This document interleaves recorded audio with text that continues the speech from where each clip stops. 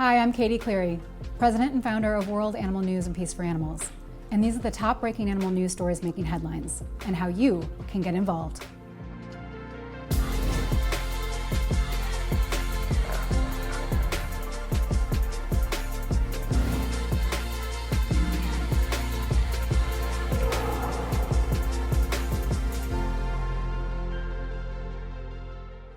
In wildlife news, one talks with world-renowned scientist Dr. Reese Halter about the controversial wolf hunt that occurred last week in Wisconsin.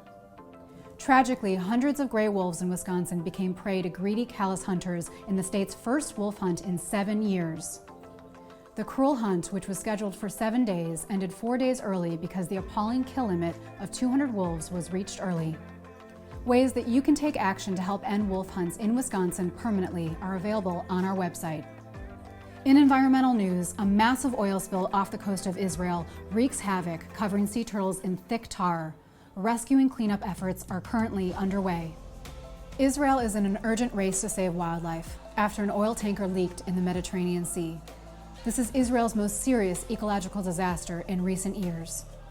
Thousands of trained volunteers across Israel are helping with beach restoration efforts. Israel Sea Turtle Rescue Center confirmed that they are currently treating numerous turtles covered in tar.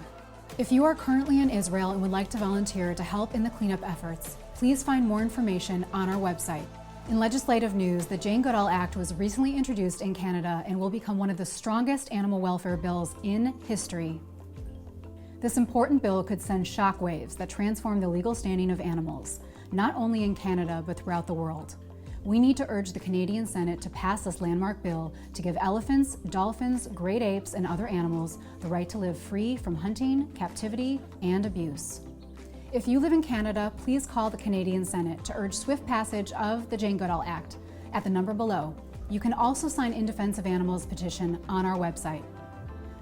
Following the historic Texas freeze, Primarily Primates is still in need of water, produce, cleaning supplies, and donations for chimps and other rescued animals at their sanctuary.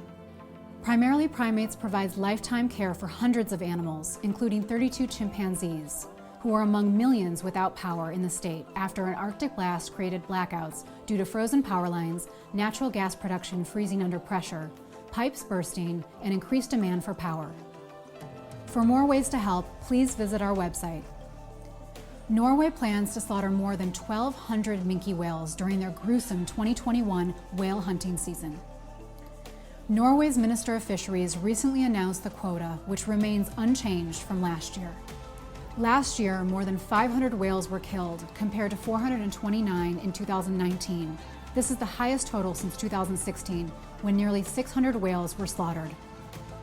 Norway and other countries that continue these brutal, senseless hunts must catch up to the rest of the world and put an end to the archaic and cruel whaling industry for good. In more legislative news, the Horse Transportation Safety Act was recently reintroduced in the United States with 105 bipartisan co-sponsors.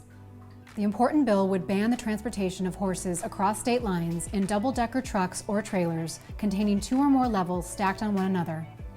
As noted by Animal Welfare Institute, the impetus for the Horse Transportation Safety Act was a horrific accident in 2007 in which a double-deck trailer carrying 59 Belgian draft horses overturned in Illinois, killing 19 horses. For more information on how to support this important piece of legislation, visit worldanimalnews.com.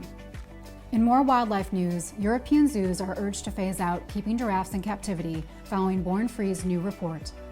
On the 7th anniversary of a healthy 2-year-old giraffe that was culled and subsequently dissected in front of the public at Copenhagen Zoo, Born Free called for European zoos to phase out keeping giraffes in captivity, instead suggesting that they focus their conservation resources on the protection of giraffe populations in the wild.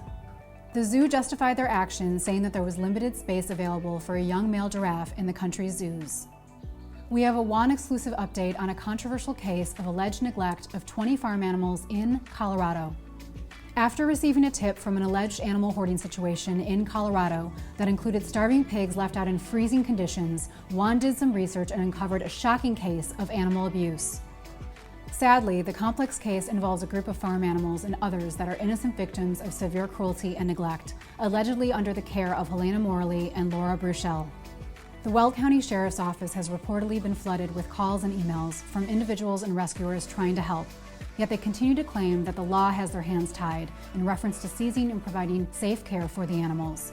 Please contact the Sheriff's Office at the number below and urge them to help the animals and resolve this tragic situation. In plant-based news, California wants to help local farmers transition to growing plant-based crops with the introduction of the Smart Climate Agriculture Program. This important bill will help solidify California's position as a leader in reducing greenhouse gas emissions, creating jobs, providing wholesome, sustainable food for its growing population, and helping to keep family farms in business. For more breaking animal news stories and how you can help, visit worldanimalnews.com.